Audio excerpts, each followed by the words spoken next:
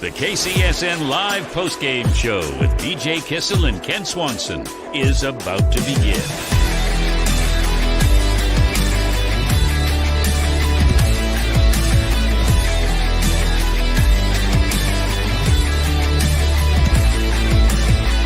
The best postgame coverage you can find. Entertain, educate, inform. KC Sports Network.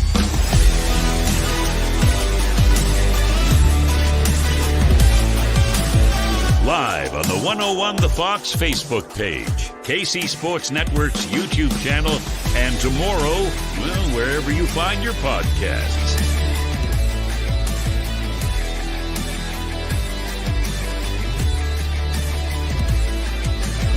This is the KCN Live Postgame Show with BJ Kissel and Kent Swanson from the Bullpen Bar and Grill in Overland Park.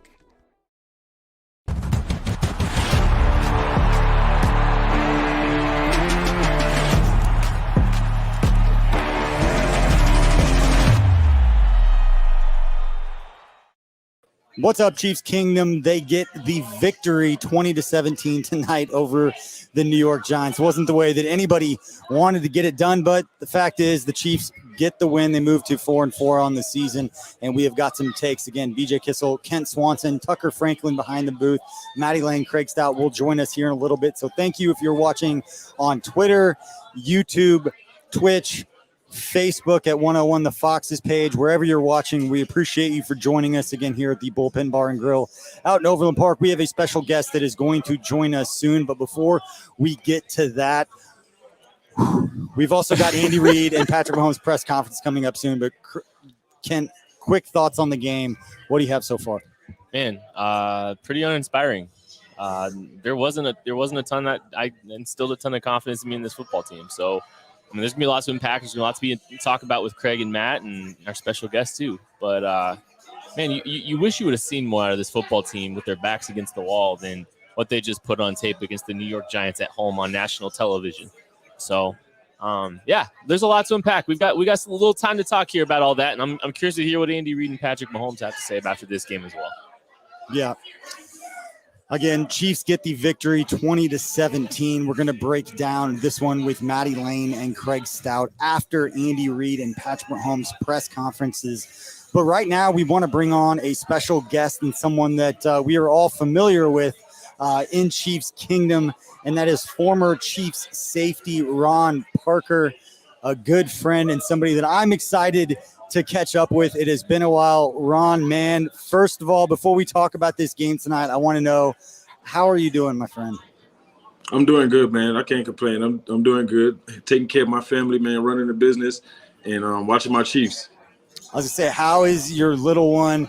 I remember from the time that we spent together that you always had your baby girl that was running around. How much bigger is she, and how was your Halloween? Man, she just now getting to middle school. She's 12, and the little one, he's 2, about to turn 3, running around, catching footballs, hitting baseballs, so keeping me occupied, man, and I can't complain.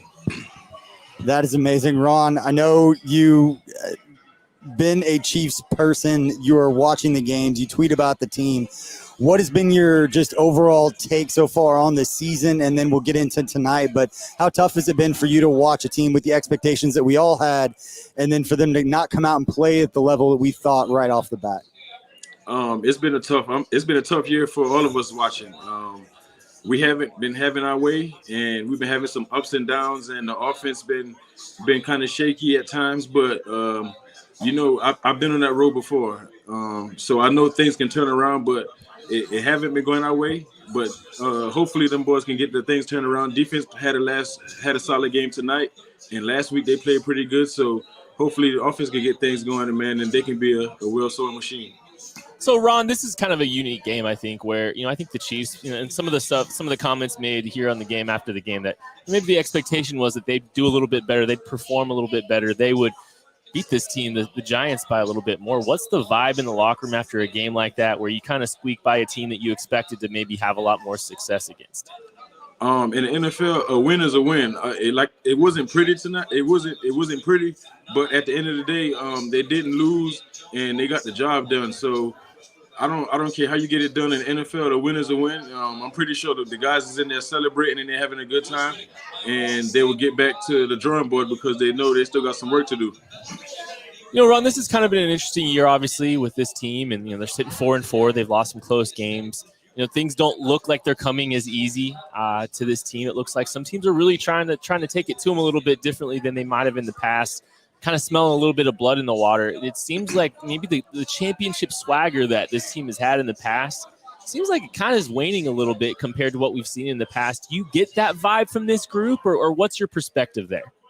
I think the guys is just people just figuring this out a little bit, and now I think we just got to find different ways to beat folks. I think now everybody seeing we've been beating people from the big plays and explosive plays, so everybody's catching on to the big plays. So I think now they're trying to make us change the game, and I think that's something they're gonna have to do, and that's the offense side of the ball. Like I said, I think they get better at doing that.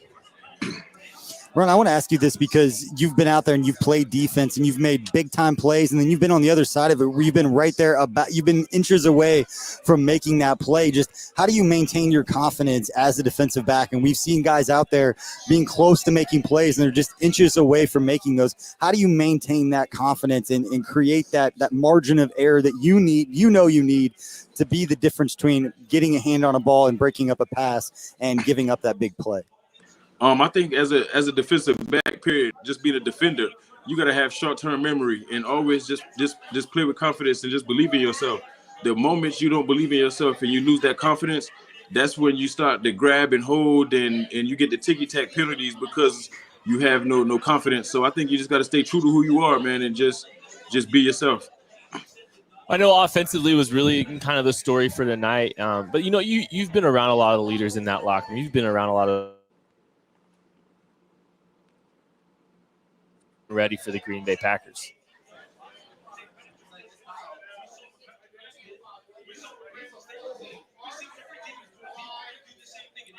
We gotcha. You might have lost Ron. Okay. Well, we'll go back. Tucker, we'll take it back and we'll get ready for Coach Reed's presser. But we really appreciate former Chief Safety Ron Parker stopping by. Have a chance to message with him every once in a while as a guy that I loved being around, having a chance as a guy that's got an interesting story and his whole path to being part of that Magnificent Seven to come over from Seattle. It was great to catch up with him, and a guy who played a lot of different positions.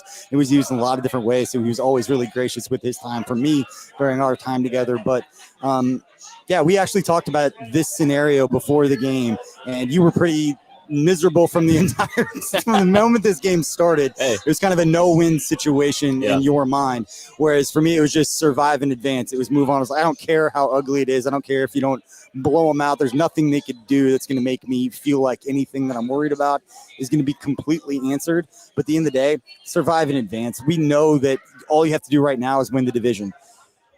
Raiders are 5-2. They're leading the division. There's a lot of football left. You're sitting there at 4-4. You still have everything right in front of you. Just take care of the division. Yeah, and this is the big stretch. So this was the first game. This was the tune-up game before the biggest stretch in the Chiefs season. They're on the verge of playing the Packers, the Raiders, who we just talked about sitting at 5-2, and then the Cowboys. So three divisional leaders right now in the National Football League in their divisions, and the Chiefs are about to face all three of them. This is a massive test for them. And I would have liked a few style points, I think, watching this team perform. It didn't look like the energy was there to the same level. It didn't look like the confidence in this team, especially on the offensive side of the football, especially Patrick Mahomes, which we'll get into later. There's a lack of confidence that we're seeing, and no one's afraid of this team. And we've been saying that if teams are just taking it to them, and the Chiefs are the expectations are different. They are. They got to win differently. Everything's going to be it's going to be a grind. That's why I put out on Twitter, we're all going to age about 40 years because the expectation of what we thought we were going to watch this season isn't going to be this team. And I'm going to say that's okay, and not that I'm just being flippant to the expectations and where we think this team should be, but it is okay because you just have to reset your mind of what you're going to prepare to watch every Sunday. It's not the best team in the NFL. It's the most talented that's going to come out and just race people. You're going to have teams play a little bit too. We can't see any Chiefs team that we've seen through the first 7 or 8 games play against the Packers and expect to be within 2 possessions the way that we've seen the Packers play. They just can't play that game. Right. We're going to have to see them play the best game that they've played. And what we're going to need to see is some leadership. And you know where you've seen leadership? Where, BJ? Fairway Independent Mortgage. Fairway Independent Mortgage makes the home loan process as simple as possible by guiding you through every step, just as they've done for the past 25 years. Call Jennifer Dixon at 816-390-8898. That's 816-390-8898. Great rates, a focus on customer service, and the fastest turn times in the industry. That is Fairway Independent Mortgage. And again, before we go to the press conferences with Andy Reid, Patrick Mahomes, and company, thanks to our good friends at KCTV5. As soon as we get that stream up, we will go to that. But in the meantime, right now, let's bring on our fearless bearded friend from down south and one, Mr. Craig Stout, to get his thoughts on this game, particularly on the defensive side of the ball. There he is, our good pal, Craig. How are you doing tonight, my friend? Well, I'm doing awful fine coming down here from the south. You make it sound like I'm living in Bama or something like that. You are south. You are like 2.5 hours south of where we are. So okay. Forget your jokes. I am factually correct here. Last I checked, you have to take 35 south to get to Wichita. Craig, look, you know, there's this game, I would say, like, largely uninspiring, but there was some positives there for the defense. They only gave up 17 points. Oh my, they turned the ball over. They got an interception. They got two sacks to close the game out. Like, there's some things there. There's some things to like about the defense. Like, how do you feel coming out of that performance? I mean, it's still the Giants. I mean, we're going to kind of frame this in the same way that we framed the game against the Washington football team. These NFC East teams are not the same level of competition that we've seen the Chiefs defense have to go up against this year, but it's good to see. The Chiefs did allow 2 long touchdown drives and a long field goal drive, but allowed just 95 yards on the other 7 drives. 95 yards total in 7 drives. That's good. They had a bunch of 3-and-outs. They had the pick. They had the end of the game there where Andy said, hey, defense, go out and win it. And Chris Jones and Frank Clark stepped up and did. That's good to see. Again, positive indicators against a bad offense, a bad football team. But that's what you want to see your defense do. Okay, so, Craig, I'm just going to ask this question largely because the Chiefs are about to embark on a massive stretch here. Was that enough? Was that defensive performance enough moving forward for this team if the offense gets back on track to some degree, or does this team still need some more out of this? Man, you saw very clear target 49 strategy from the New York Giants. You did, and that's something that they're going to have to figure out. He has obviously taken a step back from where he was last year and the year before, and they got to figure out a way because now offenses are making it part of their game plan to look for that guy and target him. They got to fix it. They got to find that out because Aaron Rodgers will do that. He will do precisely that all game long. He will try and get the matchup he wants, get guys in the slot to try and, get them vertical against the safety and throw downfield like we saw Daniel Jones do. That's got to be cleaned up a little bit. He's either got to start playing better. They got to figure something out. You got to figure out a way to make it less easy for teams to isolate him and convert some of these things. But you do like what you're seeing out of the young linebacker core. Pass rush did look a little saltier tonight. You got a turnover. Probably would have had another one if L'Jarius Sneed keeps his feet. Maybe even a pick 6 there. So good things on that front, but it's still got to come up a lot of rungs against a good Packers offense next week. Yeah, you talked a little bit about the linebackers there, and I think, you saw Willie Gay have perhaps his best performance in the Kansas City Chiefs uniform. Nick Bolton did some good stuff again against the run. He's having, continues to have a lot of, great performance between the tackles. What do you think about that group this week? I like it. And I think that should be the group going forward. I think it's time to embrace the young linebackers in that regard. I think it's time to go forward, hand the reins to Nick Bolton and say, this is your defense now.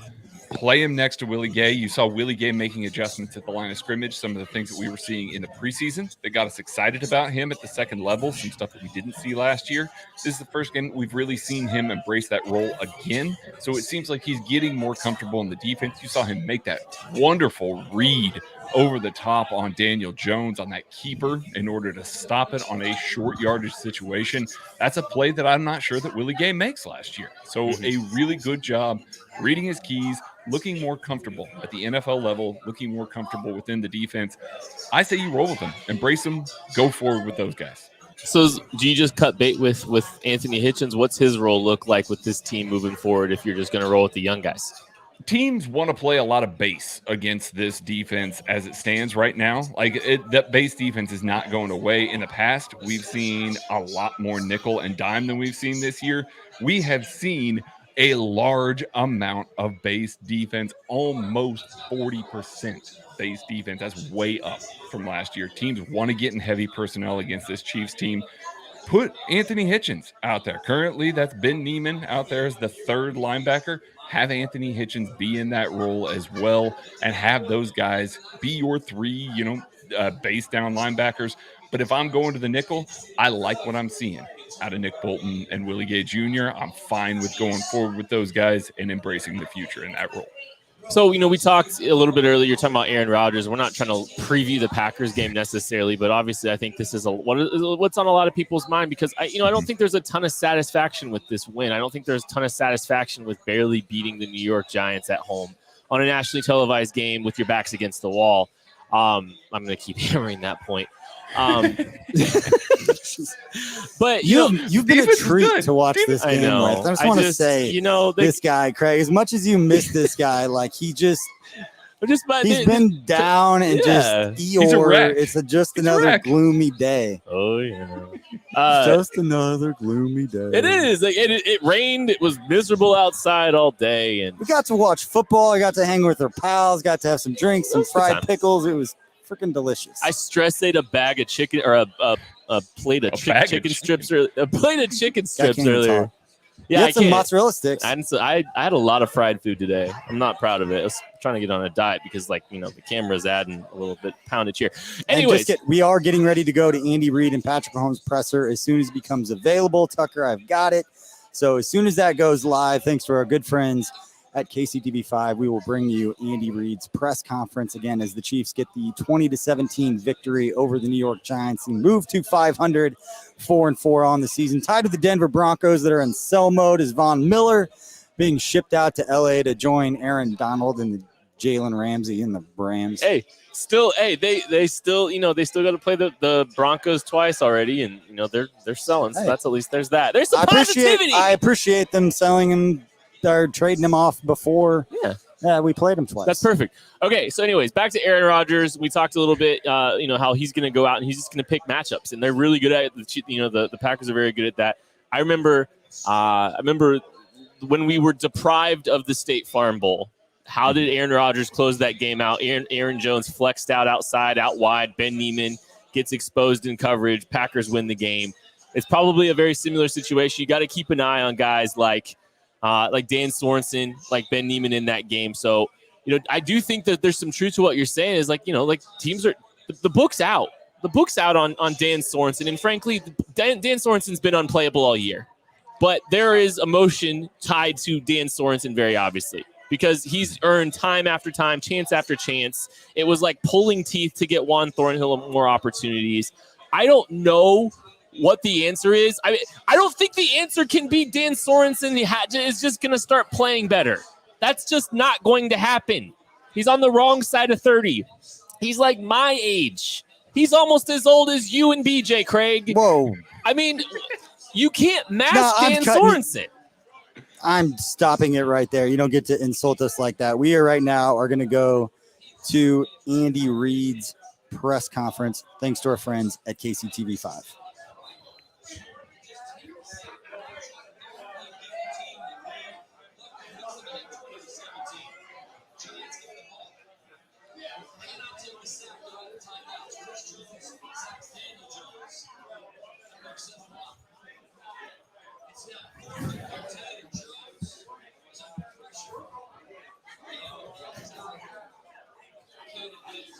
Tucker, why don't you try it? It's not letting me show my screen. Keep dancing. Yeah, we'll get there in just a second. We're working on that. 55 and 95 to end the game. There we go. The way they did, I thought it was a real positive too. Offensively, we made plays when they were needed down the stretch to get us into field goal position. Ken had a nice day with 94 yards. And then it was good to get our two runners going, Gore being the new one, but Daryl did a nice job too. So, and that means the offensive line was also doing a nice job with the run game. So, again, I look at it. I think Joe's doing a heck of a job with that team. You're coming off a huge win against Carolina where they really got after them, and we knew it was going to be a battle. They had some momentum there, and I was proud of our guys coming out and hanging with each other and working through this along with the coaches. Like I said, Spags had a nice game plan. EB had a nice game plan. The guys stuck with it, and it worked out well. Likewise with Dave on special teams. All right, time's your. Could it seem like you had to make a concerted effort to get Chris Jones more involved in the interior? What was it about the Giants that you wanted to rotate that for? Yeah, we've been doing that. It just we had more snaps. He had more snaps in there on this, and some of it was just him feeling better and getting, the situation that was going on with the pass game part. So, not because of the other, but he's so effective in there.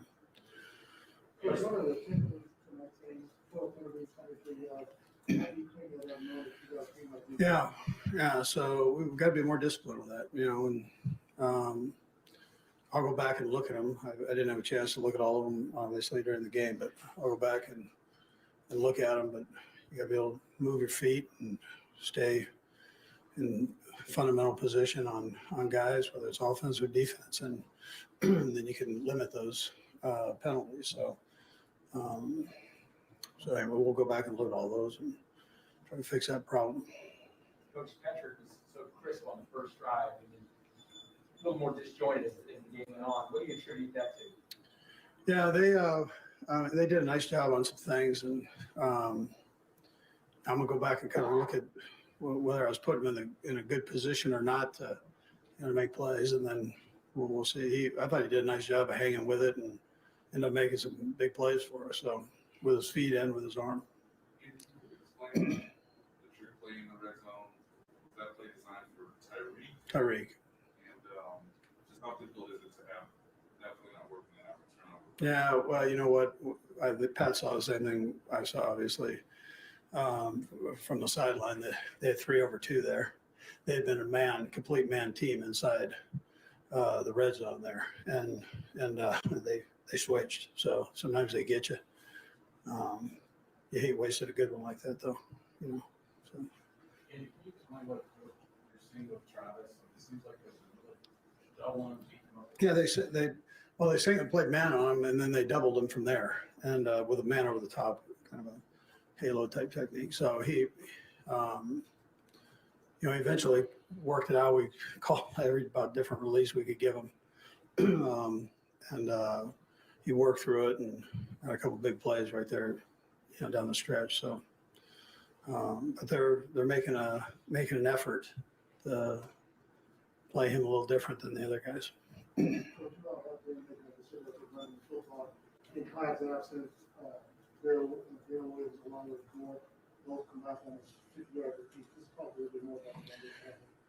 Yeah, no, I thought they did a nice job.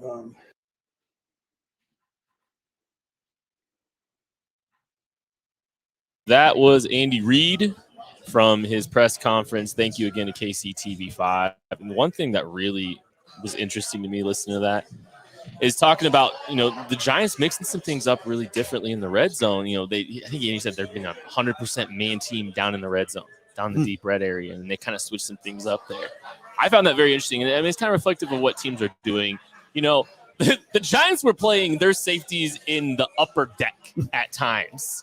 just letting everything in front of them, keeping everything in front of them. They were very willing to allow some very short yardage plays. And you kind of saw that the Chiefs were really focused on making them pay, in the short area with Tyreek Hill early on in the game. 3rd and 6 was stealing out on the, out on the edge on a quick out.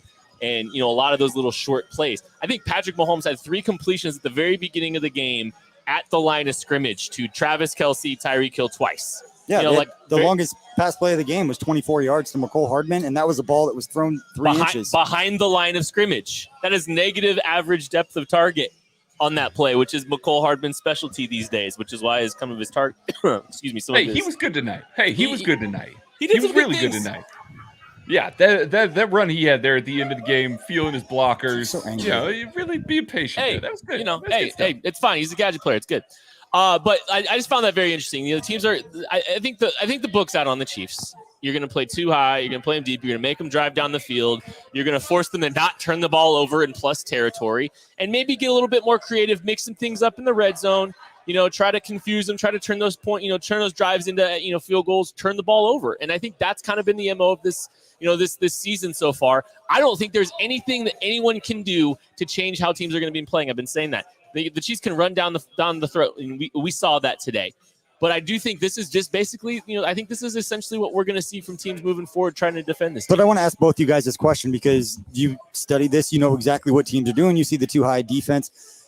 At some point, are they going to see it so much that they can't help but figure out a way to change their identity, get a little bit better? And I understand that changing that identity to not putting up 40 points a game is not going to be conducive to what we see on the defensive side, but say the defense gets incrementally better in certain areas throughout the course. Can you see this team changing their identity at this point in the season well enough to get into the playoffs or get in a position to be in the playoffs to make some noise? Because at the end of the day, you still have Patrick Mahomes and you still have veterans that you don't want to play this team in the playoffs if they are still playing at the level that we see the talent they have being capable of playing. So I'm asking, can you see this team change that identity to be able to do those things?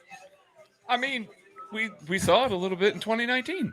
Teams went too high safeties a lot in 2019, and you saw guys.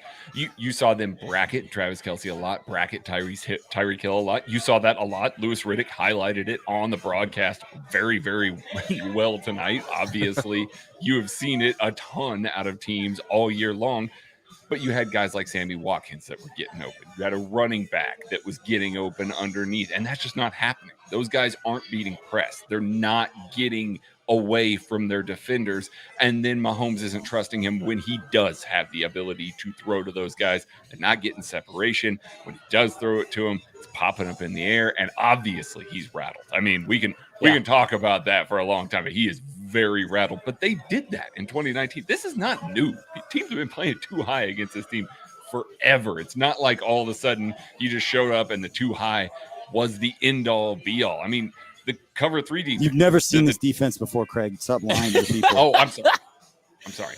The cover 3 defense that the Chargers were playing against them there early in Patrick's career, that was the death knell there for a little while, and then they figured that out. Now it's cover 2. They'll figure something out. It's just weird that it's not taking for whatever reason. They're not able to exploit a coverage that they're seeing all the time. Here's my problem, and here's what I'm stressed about. I think they adjusted a little bit tonight. That's what's scary to me, because I think you saw Patrick Mahomes, a really strong concerted effort to try to hang in the pocket a little bit longer, give structure to the play a chance. And he looked like the Patrick Mahomes at Texas Tech, running up and around and into the pocket and, really stepping and sliding up, but kind of running all over the place. And then you saw him working down into the flat a lot more. I mean, if you take away the throws to Damian Williams, his 5.7 Damian Williams doesn't play for the Chiefs. Daryl Williams, sorry. We had 2019 on the mind still.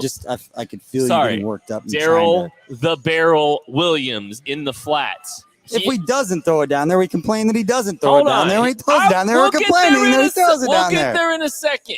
I think if you take those plays away, his average depth of target's even worse, or his yards per attempt's even worse, because Daryl Williams averaged over 10 yards per completion today, and I think he had 6 on the day. He's like 65 yards in catching, and they were all in the flat. They're all just late, which it was great, and it was a nice little adjustment.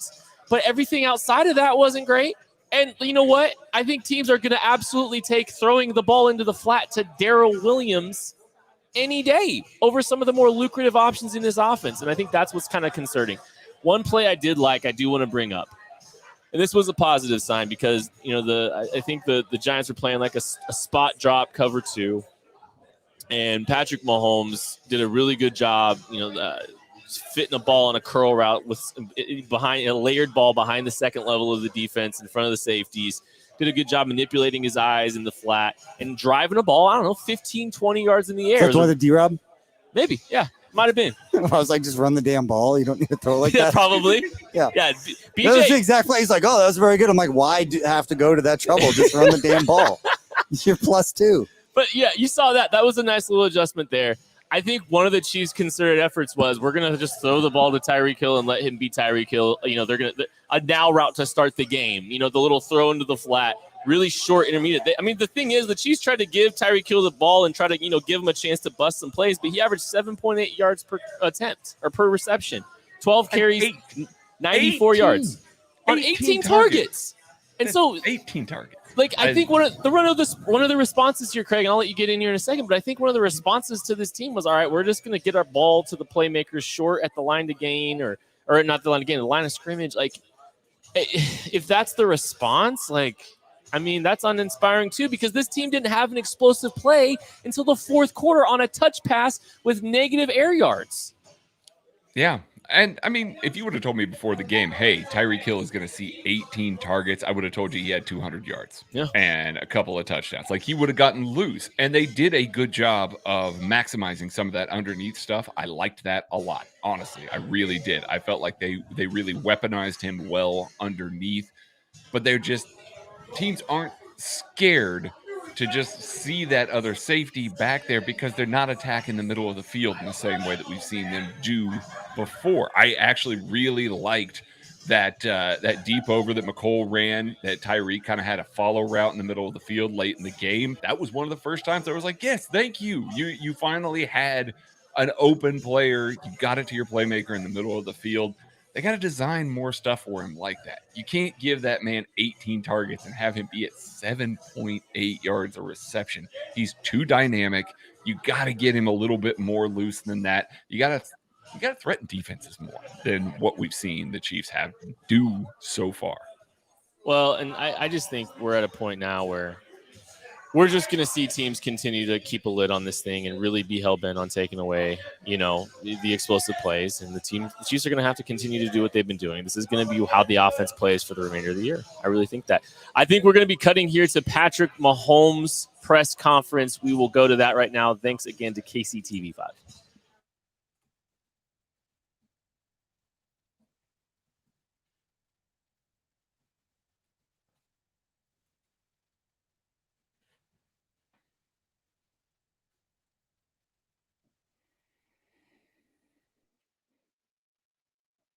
That kind of ruins drives. But I think we've done a lot of great things, but it comes down to execution in this league. And if you don't execute, if teams are going to make you drive the entire field, you have to show that you can do that and score touchdowns. Seems like he's getting a lot of attention. Describe that, but also being able to line. Yeah, I'm gonna keep going to them. They obviously they're kind of not double teaming them every single time. They're putting a guy on them and they have someone over the top. Similar with Tyreek as well. So those guys have to continue to battle. That's stuff that they're going to have to continue to battle all season long. I'm sure they'll get it every single game pretty much. And they're battling. And like you said, at the end of the game, he made a couple good plays that kind of got us down there to win the game. It actually seemed like Derek Lewis brought a spark to the run game, but it seemed to open up other things for the back end. Yeah, ran well. He's been doing it since training camp, and he finally got his opportunity, and he went out there and executed and played well for us. And so I think that whole running back room has stepped up in different roles this entire season. And as the season goes, with the offensive line continue to getting better and better at run blocking and doing that type of stuff, I think that'll be a big part of our offense. Before it was like a 3K. It seemed like you guys were really rolling. What do you think was 4K in the opening script that kind of what you guys were doing? Yeah, it was just it's execution. I know I say it all the time, but we have guys open, and if we're on the same page, with me and the receivers with the routes, and then I throw it and hit the right spot, we can move the ball on pretty much any coverage. We have answers for versus everything. But we've had, you've seen in every game pretty much that there's been times where we kind of stall out and we don't execute, or I throw the ball and I don't hit the right spot, or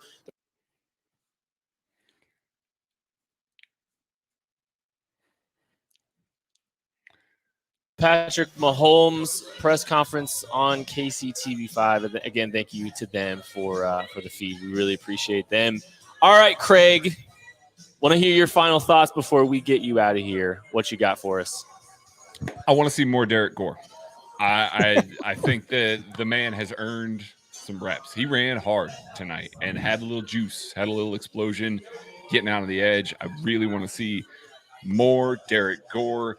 I think we all want to see more Chris Jones on the inside. I don't have final numbers yet, you guys, but I'm guessing he's probably closer to 2/3 of his snap at defensive tackle tonight. Nice. I think we all noticed. He looked really good playing defensive tackle tonight. So shout out to those two guys. I felt both of them were pretty good. And 55 for closing it out there at the end of the game. 3 back-to-back good plays, taking away the check down on that early play on the Chris Jones sack, getting the pressure force in the errant throw, and then getting the sack to close it out. It's good to see. You want to see that to close out the game. So kudos to those guys. All right, find him on Twitter at BarleyHop, Craig Stout. Thank you, sir. All right, let's take a quick break right now and check out some of the other shows that we've got here at KC Sports Network. We'll be right back in just 1 minute.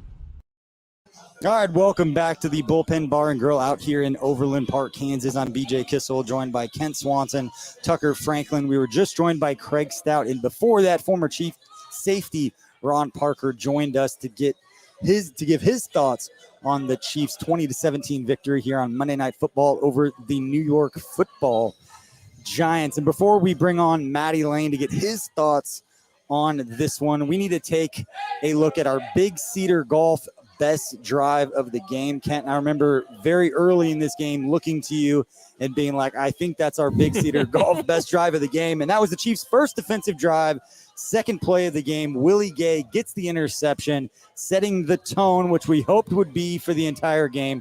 And the Chiefs did. Chiefs defense held them to 17 points, got the win. Hopefully your drive is longer than this short drive that we're kind of profiling here, because it was a 2-play drive.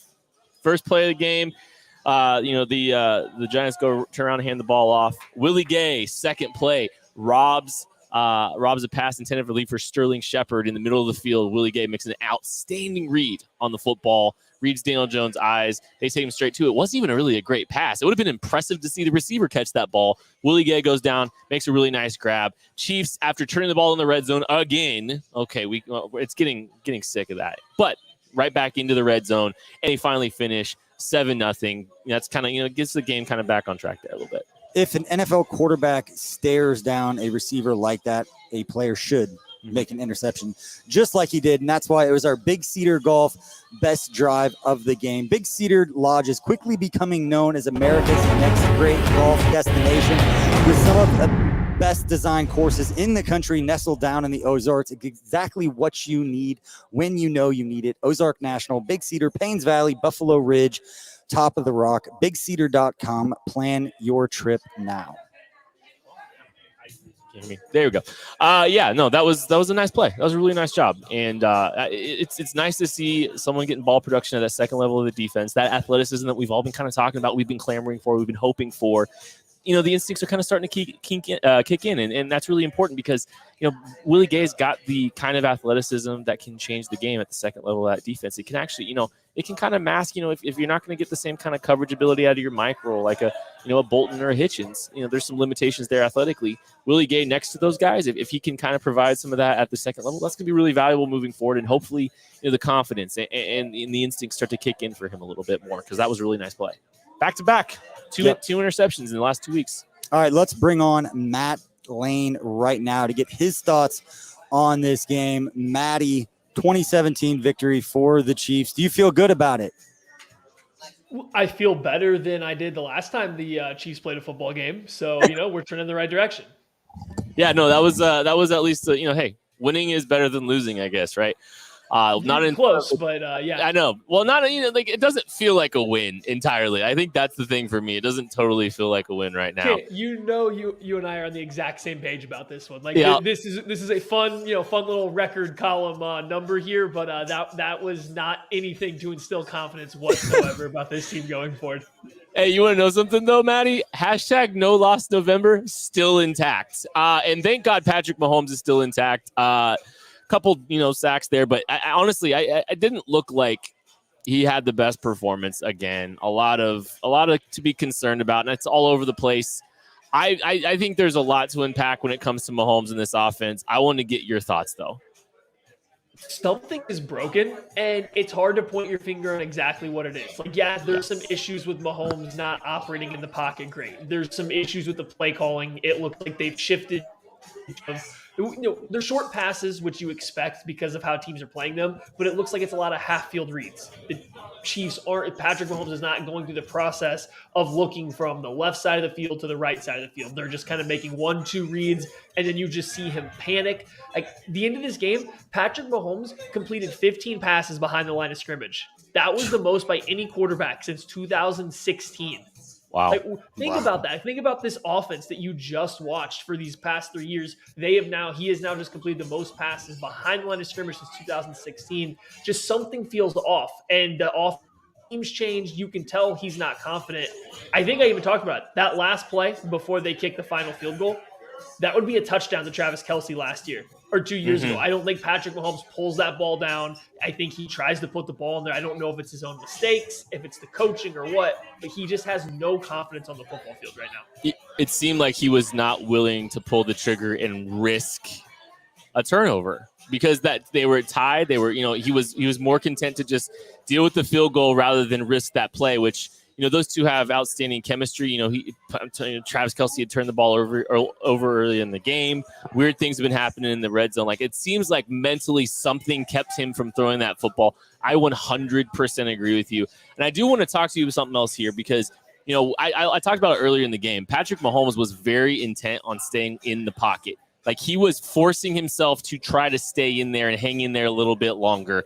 And honestly, this is an area of his game where it's probably not as well refined as some of the other areas of his game because he looked a lot like the kid that we saw at Texas Tech, where he would run up to the line of scrimmage at times, where he was managing the pocket. He was kind of running around in there, wasn't really stepping up with good mechanics, keeping a good base underneath him.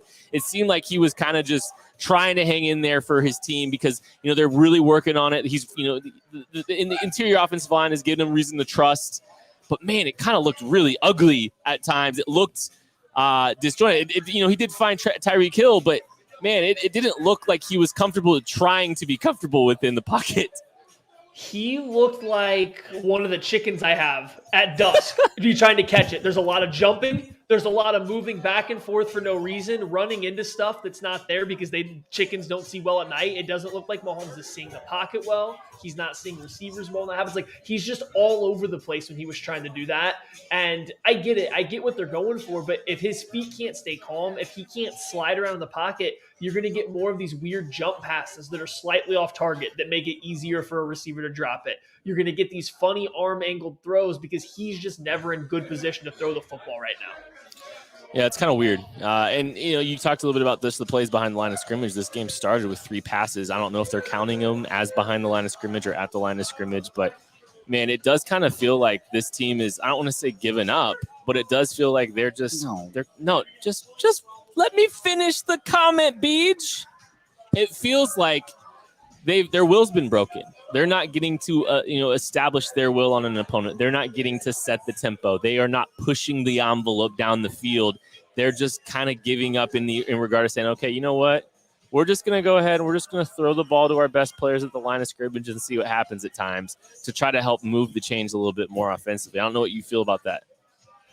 I think it's very clearly, what they're doing. It's something they feel that they have to do. They've been struggling to find a way to move the ball consistently without these explosive plays. They've been struggling to find the way to move the ball consistently. So we're seeing a lot more hitch routes. We're seeing the ball come out of Patrick Mahomes' hands quickly, get it out to receivers and let them just run, and that's absolutely fine. But what you saw for a large chunk of this game, as soon as the Giants said, hey, we're not going to let you throw a now route to Tyreek Hill or McCole Hardman on every play, what can you do? And the answer was essentially nothing most of the game. Like, that's the problem. It's the same issues that have come up every single week is, there is an option for a quick game, but it's so single track. It's so simple-minded right now.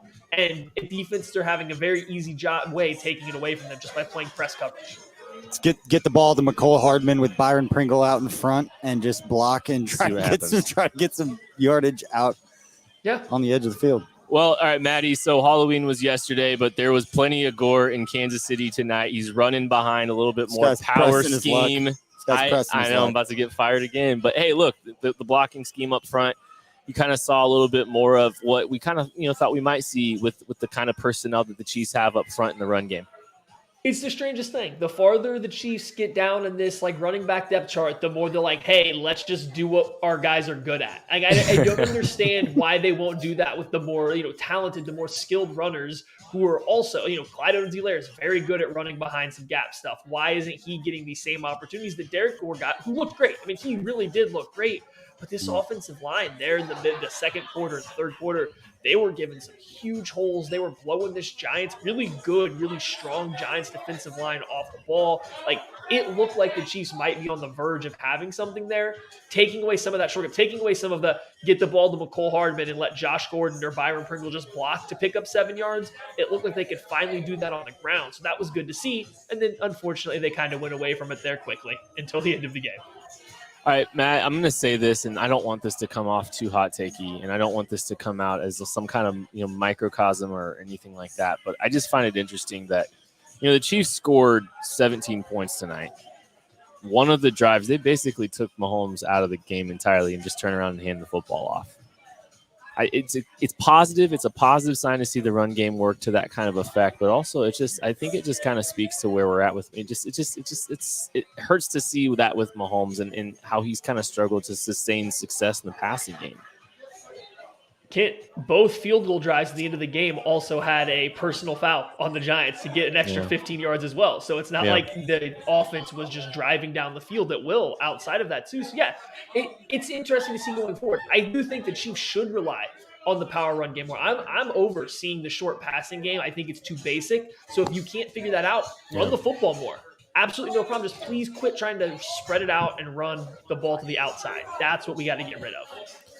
All right, Matty, want your final thoughts on this game. We're not going to have a KC Laboratory Live episode this week, so I want to get you your final thoughts on this game against the Giants on Monday Night Football. Yeah, I think it's worth shouting out some of the young guys in the defense. We haven't seen as much. I think Willie Gay, you guys talked about him a little bit earlier, but he had some really nice plays even beyond the interception. He's flying all over the field. He has a ton of energy and just his size and speed. He can make plays in the run game that Nick Bolton can't make just based on the athleticism that Ben Neiman can't make because the Willie Gay has this extra size. So he can do stuff that nobody else can do. I think you saw, a pretty good performance out of Nick Bolton versus the running. And he's looking more and more kind of like the guy that we thought Anthony Hitchens was going to be for the Chiefs. Yeah. And then finally, who was the third cornerback for the Chiefs? Because Rashad Fenton made maybe one play. That's how good he was. He was shutting down his side of the field. Rashad Fenton finally drew, the starting third cornerback role there on the outside and over Mike Hughes full time.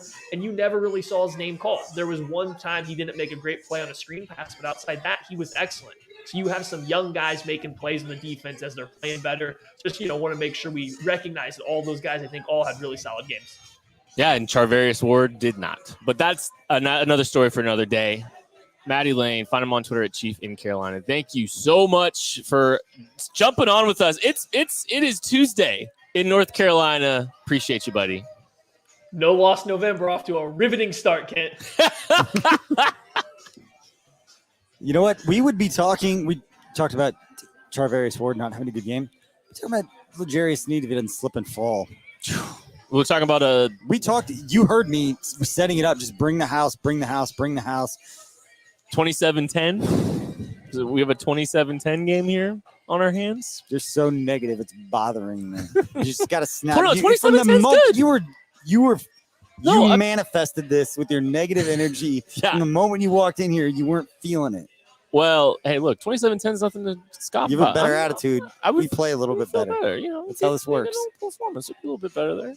You know, maybe the run game gets going a couple more possessions after that. I don't know, but yeah, hey, they got the win. And hey, hashtag no loss November, off to a good start. There you go. Thank you, everybody that is out there watching us. If you have not yet, if you're watching on YouTube, please hit the subscribe button. If you're following on Facebook or watching on Facebook, please hit that follow. And if you're watching on Twitter, please hit that follow as well. We just launched this network in May, trying to do some cool stuff, trying to do some things a little bit differently. Kent is the realist. Yes, if by enjoying one of the 17 regular season games the Chiefs have by coming here and having to being Eeyore. Yeah, you guys didn't get to see me before I get on air. Yeah. He's been this way the entire time since before the game started. I came in with this positive attitude, this optimistic feel. You were dipping in my bucket. I think I just got a candy. candy. I just got a candy hangover. That's all. From yesterday. You know, just blood sugar levels coming. balancing Just out. the come down from all the the Snickers and the Reese's and almonds I smashed, or almond joys I smashed together, Nate. All right, Chess, my anti-drug. If you're watching on Twitch, we appreciate you for watching on the Twitch too. You did a fantastic job there, buddy. Thank you. I don't think you used Twitch right, but that's okay. On the Twitch, on the Facebook. They know what I'm talking about. You probably That's call on Chipotle Chipotles. the meta.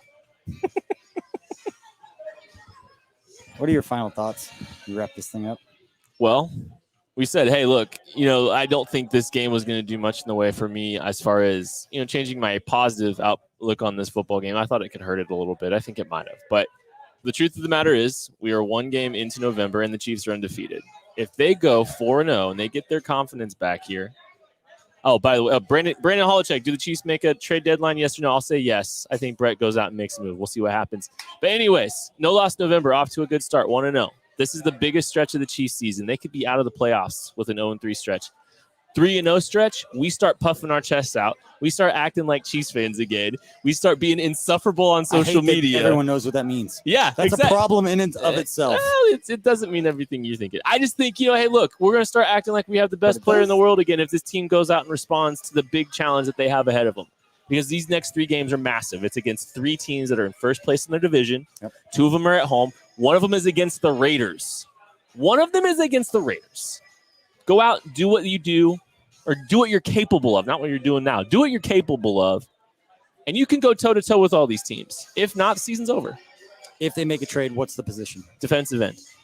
Go get another pass rusher. Continue to add to the pass rush. You already have, give me 3 off the top of your head. I don't have 3 off the top of my head. Give me 1.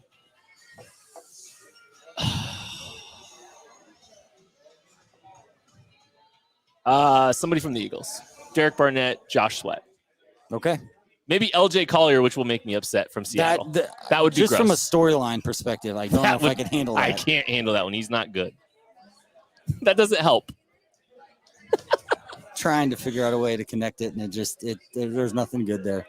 But we appreciate everybody for tuning in. No, it wasn't the game that we were all hoping to watch, but at the end of the day, Chiefs pick up the victory. They get to 4-4 on the season. And again, talk about the expectations, talk about the coulda, shoulda, wouldas, whatever you want to say about this team.